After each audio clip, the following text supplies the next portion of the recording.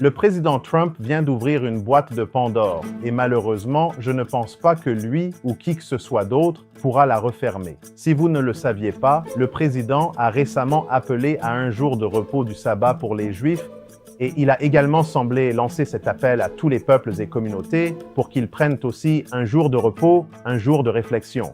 Mais c'est différent des journées de prière que nous voyons de temps en temps, et il se trouve que cela est demandé le jour que je considère comme le jour de repos et le sabbat. Le 7e jour de la semaine, également connu du coucher du soleil du vendredi au coucher du soleil du samedi. C'est important et j'ai quelques réflexions et sentiments à ce sujet, et vous devriez en avoir aussi. Alors voyons pourquoi et comment cela s'est produit. Vous pouvez trouver la proclamation présidentielle sur le site web de la Maison-Blanche, où elle met en avant le mois national juif. Elle dit « Tout au long de cette année historique, nous nous réjouissons du triomphe de l'esprit américain et nous consacrons à nouveau à la cause de la liberté et de la justice pour tous, en l'honneur spécial de 250 années glorieuses d'indépendance américaine. Et lors du week-end redédicate 250, un jubilé national de prières, de louanges et d'actions de grâce. Les Américains juifs sont encouragés à observer un sabbat national du coucher du soleil le 15 mai à la tombée de la nuit le 16 mai. Amis, familles et communautés de tous horizons peuvent se réunir dans la gratitude pour notre grande nation. Ce jour reconnaîtra la tradition juive sacrée de réserver du temps pour le repos, la réflexion et la gratitude envers le Tout-Puissant. J'espère que vous comprenez cela. Un lien est établi entre la nation et la foi. S'il vous plaît, s'il vous plaît, s'il vous plaît, gardez cela à l'esprit alors que nous continuons. La proclamation stipule également: j'appelle en outre tous les Américains à venir célébrer leur foi et leur liberté tout au long de cette année, pendant ce mois et surtout pendant le Shabbat, pour célébrer notre 250e anniversaire. Peu importe que vous soyez athée, agnostique, bouddhiste, musulman, juif ou chrétien, si vous accordez vraiment de l'importance à la séparation de l'Église et de l'État, vous devez vous en inquiéter. Ces derniers mois, on a assisté aux préparatifs du 250e anniversaire de l'indépendance des États-Unis, ce qui est tout à fait normal, car les gouvernements du monde entier ont toujours célébré leurs années d'indépendance. Cependant, il y a eu un mouvement sous-jacent qui entraîne les gens dans une fausse euphorie concernant Dieu et sa relation avec les États-Unis. Ce mouvement sous-jacent est le lien entre Dieu et la patrie, qui a pris une ampleur inattendue avec le lien que Donald Trump a établi, pour déclarer le 17 mai non seulement comme une journée nationale de prière, mais aussi comme une journée de reconsécration du pays à Dieu. Et pas n'importe quel Dieu, pas Dieu de manière ambiguë, mais spécifiquement le Dieu judéo-chrétien, auquel je crois personnellement. Mais voici le problème. Je crois aussi que le gouvernement ne devrait pas promouvoir un Dieu ou une religion par rapport aux autres. Tout a commencé au petit déjeuner national de prière. Pour soutenir ce renouveau passionnant, ce matin, j'ai le plaisir d'annoncer que le 17 mai 2026, nous invitons les Américains de tout le pays à se rassembler sur notre National Mall pour prier, pour rendre grâce. Nous allons nous engager à reconsacrer solennellement l'Amérique comme une seule et unique nation sous le regard de Dieu. Mais maintenant, on atteint un niveau que nous n'avions jamais connu auparavant en tant que pays, mais cela inclut la religion. Et j'ai toujours dit qu'on ne peut pas avoir un grand pays sans religion. Le titre de cet article de USA Today résume bien pourquoi c'est un problème majeur. L'événement national de prière de Trump met surtout en avant des leaders chrétiens. Un événement national de prière censé unir le pays ne reflètera en fait qu'une seule fois. Le jubilé national de prière, de louange et d'action de grâce du président Donald Trump, le 17 mai sur le National Mall, vise à rassembler un large éventail de voix unies par l'amour de Dieu et de la patrie, selon un communiqué du 1er mai. Le National Mall sera le théâtre d'un rassemblement historique alors que les Américains se préparent partout pour le 250e anniversaire de la nation avec des écritures, des témoignages, des prières et une reconsécration de notre pays comme une seule nation devant Dieu. L'implication de Trump dans cet effort religieux est devenue encore plus évidente avec la lecture de la Bible tirée du 2e livre des Chroniques, liant la prospérité d'une nation à Dieu. Regardez par vous-même. Lorsque Salomon eut achevé la maison de l'Éternel et la maison du roi, et qu'il eut réussi à accomplir tout ce qu'il s'était proposé de faire dans la maison de l'Éternel et dans sa propre maison, Si donc mon peuple, sur qui est invoqué mon saint nom, s'humilie, prie et cherche ma face, et s'il se détourne réellement de ses mauvaises voies, alors je l'exaucerai des cieux, je pardonnerai alors son péché et je guérirai son pays. Il a lu ceci pour promouvoir la récente campagne de lecture de la Bible à laquelle tant de gens participent. Et bien que je pense que lire la Bible soit une bonne chose, la promotion de ces pratiques par le bureau présidentiel montre que l'union de l'Église et de l'État devient de plus en plus flagrante et les Américains semblent très à l'aise avec cette direction, ce qui est très inquiétant. Voyez cette déclaration d'un rabbin de la Fondation pour l'héritage d'Israël. Comme c'est beau, émouvant et profondément guérisseur d'être témoin du contraire aujourd'hui, de vous voir, vous, le président des États-Unis, non seulement défendre la liberté religieuse, mais aussi encourager l'observance du Shabbat, déclarer devant la nation que la foi compte, que le Shabbat compte. Alors, voici ma position là-dessus.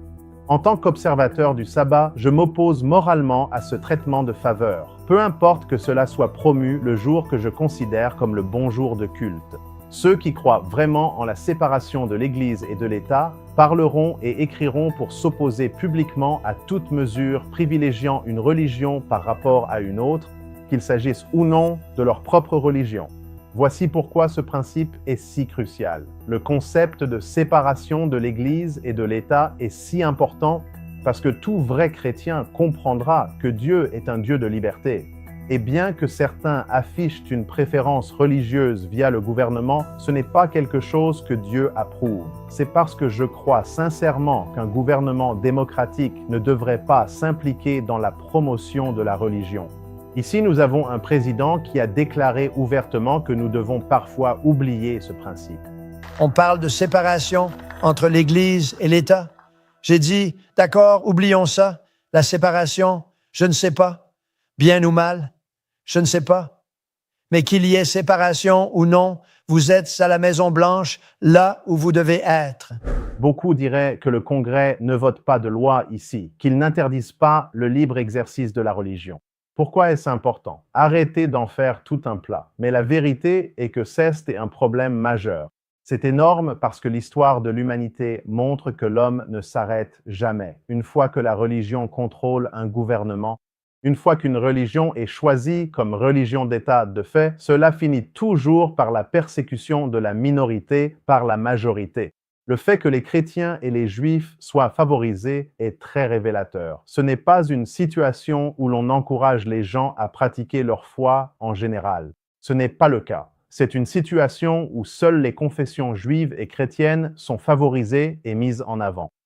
Et voici la partie qui m'inquiète vraiment. Regardez ce court extrait. Vendredi pour les musulmans, samedi pour les juifs, dimanche pour les chrétiens. Choisissez votre jour, d'accord? Réfléchissez-y. Qu'en est-il du musulman? Qu'en est-il de l'hindou? Qu'en est-il des autres confessions et groupes de population aux États-Unis? Où est leur jour? En tant que chrétien, bien que je ne crois certainement pas que les autres religions soient les vraies religions. Néanmoins, cela n'a pas d'importance. Il ne devrait y avoir aucune préférence particulière pour une foi quelconque. Et une fois que cette boîte de Pandore des préférences est ouverte, elle ne se refermera pas. Voyez-vous, les chrétiens croient que le sabbat des Juifs est le samedi et que le sabbat des chrétiens est le dimanche et que l'on peut choisir son sabbat. Je ne suis pas d'accord avec cela. Je crois que la Bible a défini le sabbat comme étant le 7e jour et cela n'a pas changé. Mais voici le point sur lequel je veux vraiment que vous vous concentriez. Si Trump appelle à un repos du sabbat pour un groupe de personnes, je peux vous assurer avec certitude que, le moment venu, les chrétiens s'adresseront à lui en disant ceci. Où est passée notre journée? Nous voulons, nous aussi, comme tout le monde, profiter de notre propre jour de repos. Et ce jour sera le dimanche. Ce type de traitement religieux préférentiel est précisément ce qui mènera à l'imposition de la marque de la bête.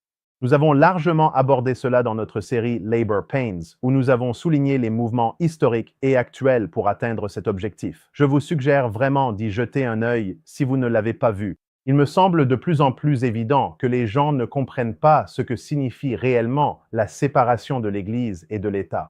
Il me semble encore plus évident que les gens ne comprennent pas ce que signifie réellement la liberté religieuse. Avec tout ce qu'on dit sur la liberté religieuse, il semble que les gens ne la veuillent que lorsqu'elle s'accorde avec leur propre religion. Et c'est exactement là où la prophétie nous avait annoncé que cela irait. Une partie de la raison pour laquelle c'est troublant, c'est que les voix dominantes du nationalisme chrétien, qui croient que les États-Unis devraient être officiellement déclarées nation chrétienne, certains suggérant même que ce devrait être une théocratie. Les opinions controversées de Wilson, nationaliste chrétien, gagnent en influence au centre du pouvoir, avec l'ouverture de sa nouvelle église et des paroissiens éminents comme le secrétaire à la défense Pete Hegseth. Fonder une église à Washington fait-il partie de votre mission pour transformer ce pays en nation chrétienne? Oui, en fait, toute société est théocratique. La seule question est de savoir qui est le théos. Dans une démocratie laïque, ce serait le démos, le peuple. Dans une république chrétienne, ce serait le Christ. Que diriez-vous à un musulman qui regarde ceci et demande « Pourquoi votre vision du monde et votre Dieu seraient-ils meilleurs que les miens ?» En Arabie saoudite, je m'attendrais à vivre selon leurs lois religieuses. Nous avons déjà abordé ces manœuvres dans une autre vidéo liée à la Heritage Foundation et à leurs appels pour que le repos dominical fasse partie des 250 prochaines années de grandeur de l'Amérique. Clairement, le président Trump, tout comme l'empereur Constantin au jour du christianisme primitif, répond à ces appels et accorde des faveurs spéciales aux chrétiens. Et pourquoi les Juifs aussi? C'est parce qu'il y a des voix chrétiennes influentes qui croient que les Juifs doivent être traités de manière spéciale, parce qu'ils croient que la nation d'Israël doit exister pour que Jésus revienne. Cette idéologie politique et religieuse se traduit par de nombreuses politiques et initiatives mises en œuvre par l'État à la demande de l'Église. Qu'il s'agisse d'encourager le repos dominical, le soi-disant Shabbat juif ou même les guerres en Iran, ce dont nous sommes témoins en ce moment n'est pas nouveau. C'est une répétition de ce qui s'est passé au début du christianisme. Comme à l'époque, cela se produit par étapes. En l'an de grâce 313, Constantin accorde des faveurs spéciales à l'Église, octroyant au clergé des exonérations et privilèges civiques. En 321, cela a dégénéré en la première loi civile sur le dimanche de l'histoire. Le dimanche devient alors le jour national de repos officiel. En 325 après Jésus-Christ, Constantin s'était tant impliqué dans les affaires de l'Église qu'il a présidé en personne le concile de Nicée. C'est le même genre d'implication qu'on voit aujourd'hui quand l'État adopte des causes religieuses à l'international, y compris, comme je l'ai déjà dit, les guerres en Iran. Et enfin, en 380 après Jésus-Christ, l'édit de Thessalonique a fait du christianisme la religion d'État officielle de Rome. Et c'est exactement ce que des voix comme Doug Wilson réclament ouvertement. Et l'apôtre Jean l'avait prédit. L'Apocalypse l'explique clairement au chapitre 13 en ce qui concerne la marque de la bête et l'image de la bête. Et si vous ne comprenez pas ce qu'est l'image en substance, c'est juste le christianisme d'aujourd'hui qui répète ce que le christianisme a fait à ses débuts. Que vous le compreniez ou non, c'est un pas audacieux vers une législation religieuse. Cela indique que les législateurs sont tout à fait prêts à apaiser leurs électeurs en réclamant des jours de repos religieux. Que ce soit le samedi ou le dimanche, nous en sommes arrivés à un tel point que la situation a fini par aller beaucoup trop loin. Je sais que certains diront que beaucoup de présidents ont appelé à des journées nationales de prière dans les moments difficiles.